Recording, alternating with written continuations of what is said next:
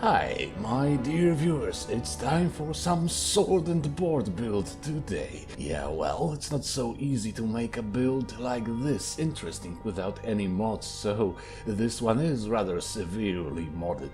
The goal here is to make a pretty versatile warrior capable of surprise attacks from the shadows, fighting on horseback and on his feet, sturdy but fast, dangerous in face-to-face situation as well as at range. I had to squeeze it all in 50 levels, so some sacrifices in the key enchantments like fortifying attributes and elemental resists were unavoidable.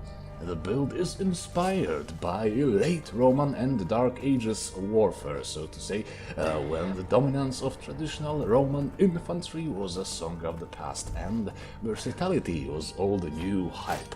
Thrown weapons, ranged weapons, sword and spear mastery, sometimes all in one soldier. To make these themes come true, we will need the following mods.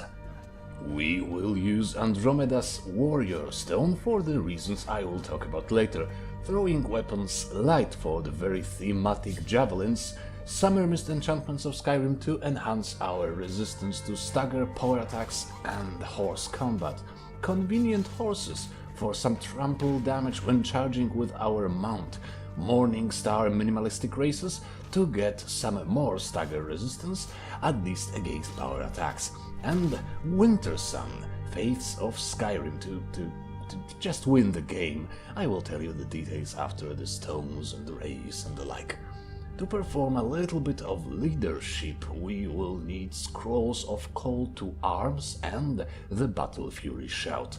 To make them work as they should, we vitally need the unofficial patch. Some scroll crafting mod could also be a good idea. As always, I suggest Woodcutter. It's not only great for a lumberjack character, trust me, its scroll crafting system is the best I've seen so far.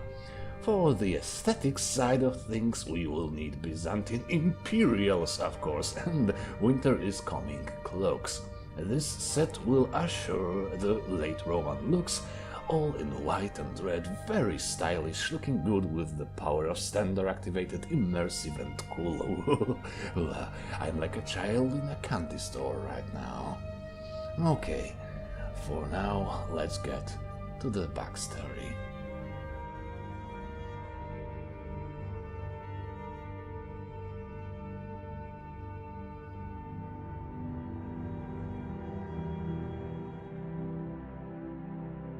Your parents met each other during the Great War, both fighting for the Cyrodiil Empire. Your mother was a Nordic shield maiden, your father a low-rank legion officer, both coming from minor, impoverished nobility. You grew up in northern Cyrodiil in a run-down family estate, spending your childhood on a rigorous combat training and listening to the stories of the glorious past of the Empire. One of the family legends, well, more like a family joke, was that of your father's blood ties with Martin Septim, the last Dragonborn Emperor. Everybody knew it was very unlikely to be true, but you all enjoyed the story. After the death of your parents, when you were in your late 20s, you discovered an interesting document among their possessions. A document claiming your mother's family once owned a land in Falkreath Hold, Skyrim. You embarked on the journey north to find the plot of land in question, and who knows, maybe find the ancient teachers of the mighty Talos, the Greybeards. Perhaps you can discover if there is any truth to that old family story. Perhaps you can make it true. Perhaps there is some ancient glory of the Empire left in your blood after all. Perhaps.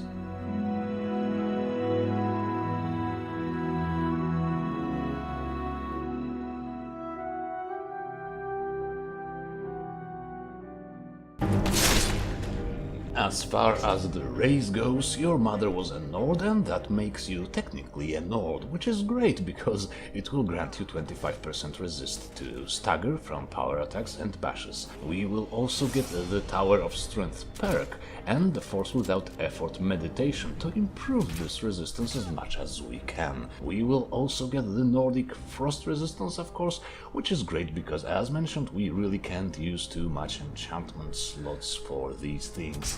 For this reason, you could also consider a Breton as your race of choice. Well, duh.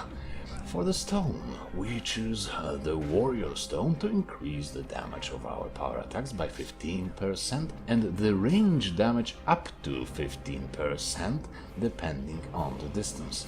The former will also be increased by power attack damage enchantment from the Summermyst mod. The attributes ratio is a little bit of a problem, but something like 3 points of health for every 2 points of stamina should do the trick, especially if you remember to eat plenty of stews and keep an eye out for stamina regeneration boots. And this build needs stamina for everything, so perhaps it should use the light armor perks.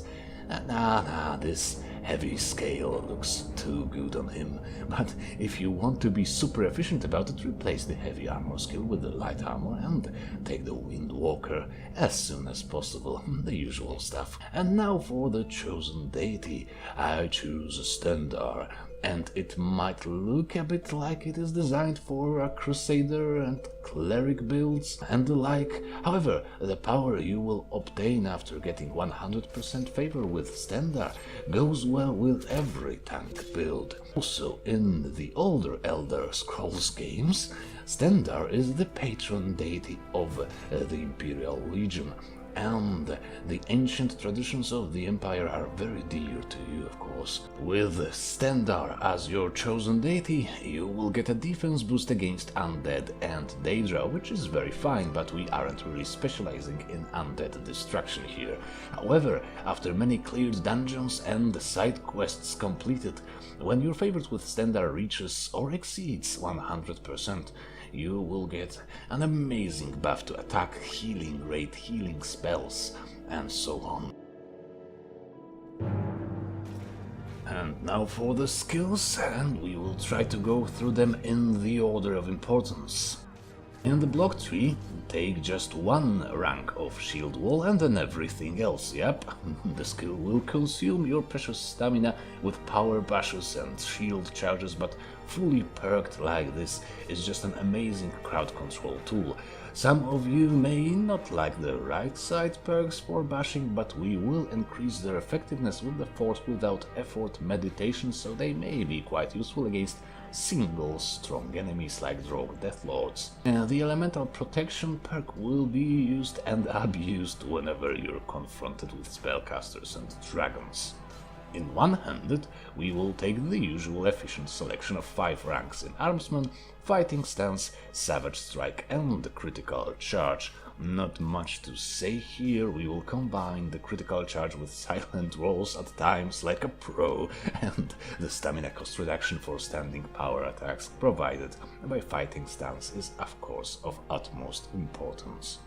Quite a heavy investment in the archery skill is in order as well, as we will use an Imperial crossbow both in sneak mode and in open combat. All the ranks of overdraw are necessary, then just one rank of critical shot and then everything else other than bullseye and steady hand. Well, I took one rank of steady hand, alright, but if unlike me you know what you are doing with your marksmanship, then you can safely skip it.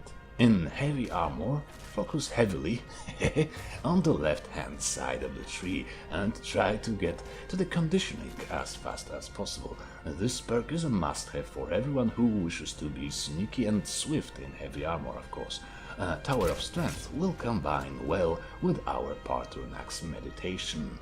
In the sneak tree, take all the ranks in stealth and then go up the left branch, at least up to Silent Roll, to get my favorite combo with a critical charge. Silence could also be a great idea if you feel like you are getting detected.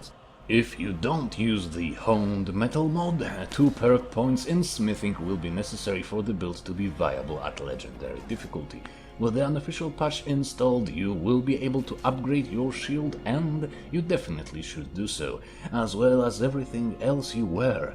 Luckily, we don't use anything that would require any more advanced smithing perks. Some smithing gear and blacksmith's elixirs are of course in order. The only unique item you are going to need is the Shield of Solitude. With the unofficial patch you will be able to improve it to legendary quality, but the armor rating isn't as important as the 30% magic resistance. With a Cloak of 12% resistant to magic and the Agent of Mara quest ability granting another 15%, we will get it to 57%. If it's against fire or lightning, the remaining damage will be reduced by half when the shield is raised, with the elemental protection perk. Against frost spells we really don't have to worry about anything. Other than that, we need these vanilla enchantments, especially 2 slots of Fortify one-handed and 1 slot of Fortify archery. Then any magnitude of Fortify stamina regeneration should be applied to our boots. From the Summermyst enchantments, take these. The Force enchantment goes well with the overwhelming nature of the build, increasing the stagger chance from power attacks and bashes, which we perform all the time anyway. Horsemanship is a very cool unique enchantment which, with our unperked enchanting, will give us 25% increase to damage and reduce the damage we take by the same amount when riding a horse. Spurs, on the other hand, will just make your horse run faster. Combine that with the convenient horse's charge damage and suddenly horse combat doesn't suck that much anymore. It's still a bit of a pain to control, but you are faster, stronger, and can trample people when on your horse. Epic. You may have noticed that I suggested 2 enchantments for the feet slot, even though we don't have the extra effect perk in enchanting. Well, you should consider having your riding boots and your dungeoneering boots separately. For our sword, we will use power attack damage enchantment, which gives us, well, some extra damage on power attacks. And for our pretty imperial crossbow, the Mighty Drain armor enchantment, which will reduce the target's armor by 125 points for 10 seconds. This gives you an incentive to open combat with a crossbow bolt to a face and then proceed with the usual hacking and slashing. We will also use some steel javelins, which have a high chance of staggering on hit, which is already quite awesome, and you may also get some bonus damage if you have high stamina at the time of throwing a javelin. So the right order of doing things is: first use your crossbow at long distances, then your javelins at mid-range, and then your sword and shield when your enemies finally notice you. Of course, it's not often that you will use all 3 combat modes in a single encounter, but you know the perfect order at least. The build can also be quite an apt leader and a supporter, so keep an eye out for the Scrolls of Call to Arms and the Elixirs of Illusion. More on that in a minute. The shouts aren't really that crucial to the build, but since we are, from the roleplay perspective, interested in discovering our destiny and performing some heroic deeds to write a new legend of our family, we will explore the path of the Dragonborn and hence use these 3. Marked for Death combines well with our Drain Armor enchantment. Slow Time is useful for targeting properly with our javelins, and Battle Fury, well, that's for the leadership aspect of the build. To buff your followers in a rather impressive manner without any sort of illusion training, you will need some Scrolls of Call to Arms, an Elixir of Illusion, Bardic Knowledge Black Book Power, and the Battle Fury Shout. Elixir of Illusion will increase the effectiveness of Call to Arms, fortifying combat skills, health, and the stamina of your follower. Bardic knowledge will increase stamina regeneration for both of you, and the battle fury will increase the attack speed for them.